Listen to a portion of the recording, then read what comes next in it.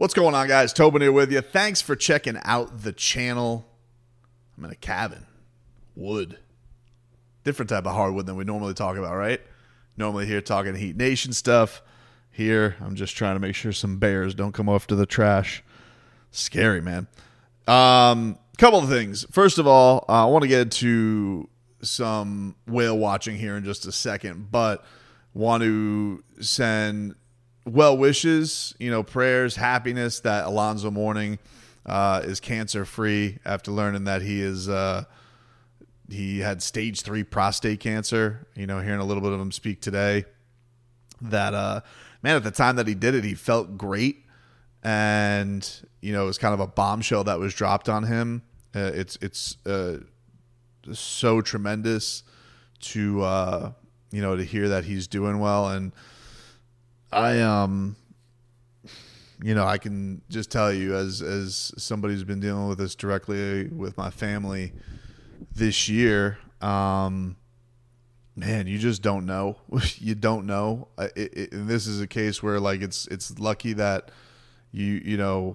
Alonzo Mourning did catch it at the right time, and was able to take care of this. But obviously, go get checked. If for all of our listeners of Heat Nation who are in that routine window, because you never know. When it happened to Mrs. Tobin, never in a million years did you think we were going to go down this path, because you just figured out this was a routine pain. Nothing was going to happen of it. But it does. I mean, life doesn't care. Life doesn't care, man. Your body and science doesn't care sometimes.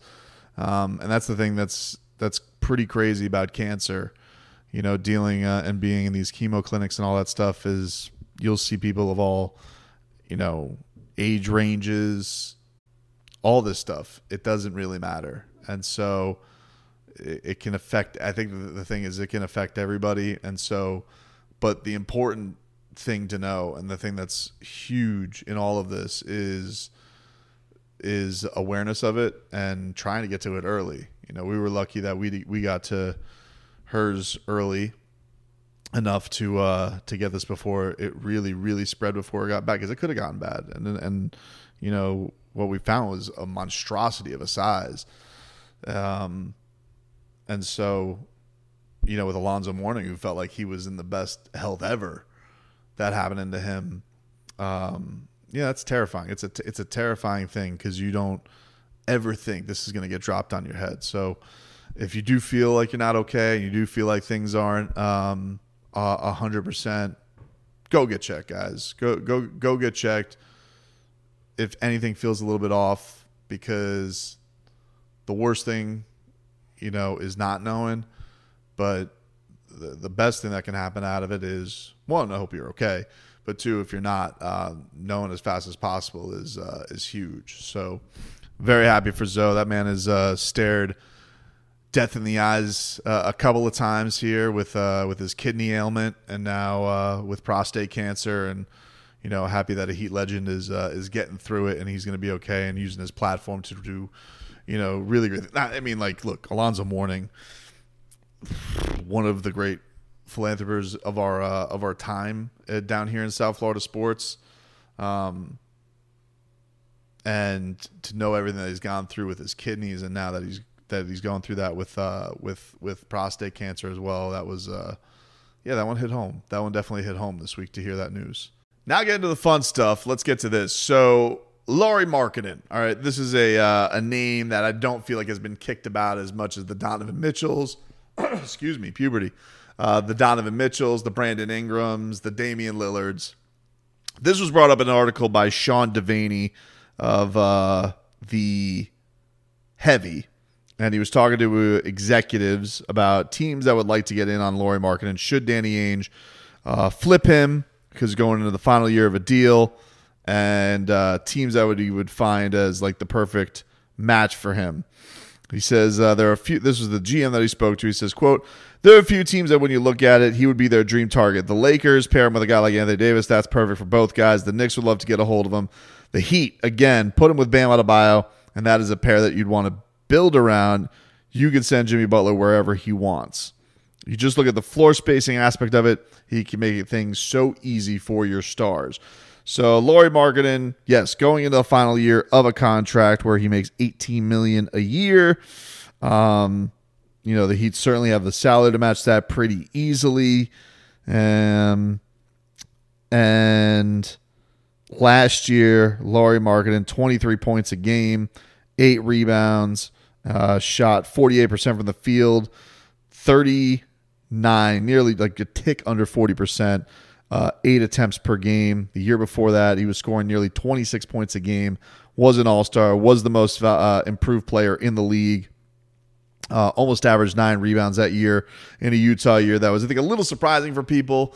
They were going into that. I think a lot of people thought they were going to be rebuilding, and instead, they did end up tanking by the end of it, but they were a lot better than people thought they were. So, a couple things that come up here under concern. Okay, Danny Ainge in a draft for this. Definitely could see Tyler Hero being a piece for this because Danny Ainge has always had a thing for Tyler Hero. So I could see that being a potential piece of him, like who's the next guy he could glom onto and make that guy the guy that he's scoring 30 points a game. I could see Tyler Hero getting an MIP with Utah. So I could see that. But here's the thing with Danny Ainge. He does want a heap of draft picks, right? Like that's the thing with him. He always feels like he wants a horde of draft picks.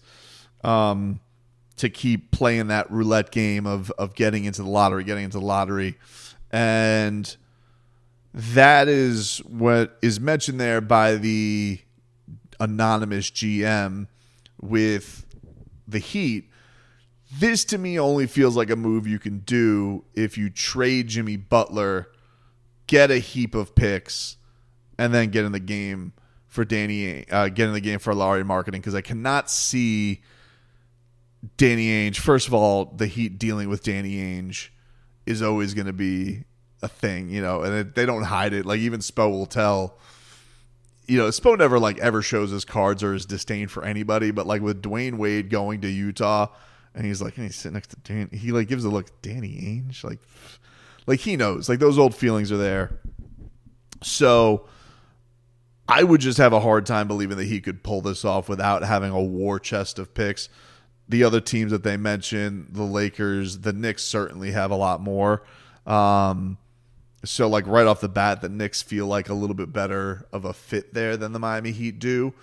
If the Miami Heat trade Jimmy Butler and they can get 2 more first-round picks or 3 first-round picks, if they can cause some kind of a bidding war, yeah, then maybe we're talking about it. As far as a fit is concerned, I agree with the GM. I mean, man, you talk about the perfect guy to go next to Bam Adebayo. That could be a really, really dynamic duo, especially if you were able to keep, some of your young guys. Now, maybe in this, you would look and say, all right, with Nikola Jovic doesn't really make sense here if you're going to bring in a Lauri Markkanen. So maybe you send Jovic, keep Jaquez and Tyler Hero. Maybe that's the sweetener. That's the place where you look at, because it doesn't seem like if you're going to build around Lauri Markkanen and give him a big contract, pair him next to Bam Adebayo, then what is the future for Yovi, right? Like, where does that really pair up? So that's one of those where, we've talked mostly, if they could keep a young guy, Jovic would be the one guy, a young guy that I personally would want to keep, if I could hold on to somebody, just because of age, development, how he's going, his potential fit next to Bam, which I think could be strong. Could he be Lauri Markkanen? Some people say, hey, could Jovic be Lauri Markkanen? He's got to get a little bit more polished in some things. There are some great offensive qualities that are there. He's certainly got to shoot the lights out a lot better. But his ability to just offensively take over, that's hard to project right now. Lauri Markkanen went through some years. I mean, if you're looking at what his, even his age 21 season was averaging 19 points a game. Guys basically been able to shoot since he was 23. So, I think there's a little bit more. This is a guy who's just got the bag with him initially, right? So, it's intriguing. It's not something I'm shooting down. Do I think it's good enough to win a championship?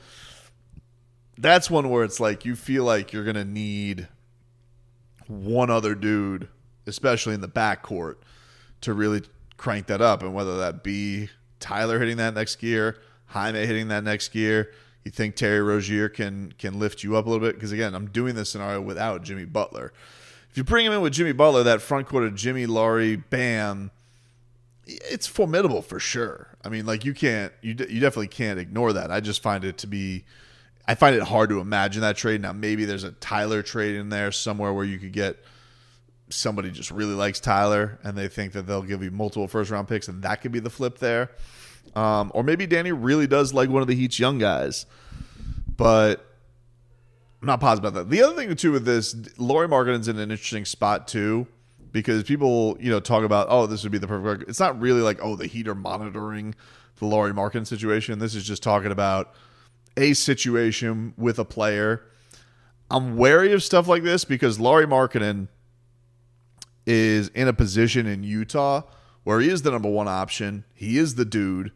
And not all the time those guys at his age, going to be 27, not always do they want to leave at that point. It's like the Bradley Beal syndrome. Like, we could stay here. I throw up my big numbers. I'm with a decent team. I seem like a winning player, but I can get my uber-duber money. And then, when I'm like 29, then I can start really making a stink to get out of there. Although I will say, I got to imagine would love it. Alexander Barkov from the Panthers. You bring another Finnish star down here. Barkey loves the hoops. Loves the hoops. Once was collided to with D. Wade. I'm sure you would have Barkey there. Every night the Panthers wouldn't be there. He'd probably be there watching his fellow Finnish buddy, Lauri Markkanen. I don't even know if they're friends.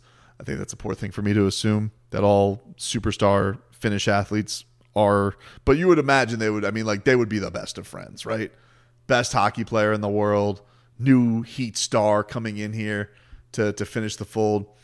It's an interesting thing to banty about. I don't completely dismiss the fit of it, but I don't think it's like I don't look at it as like a plan A. I don't look at it as the first domino to fall. That feels to me like, all right, if some other things didn't go the Heat's way, would they really consider this? And could they actually get the ammunition? Because the front office you're dealing with here, for me, unless, D. Wade obviously still has ties. So, maybe old shadow president D. Wade, who's always lurking in the background to help the Heat out, maybe he could pull some strings and make this happen. But, man, I am excited for July. I could not wait for this finals to be over with so we can just get into the full go of things. Then business can really pick up.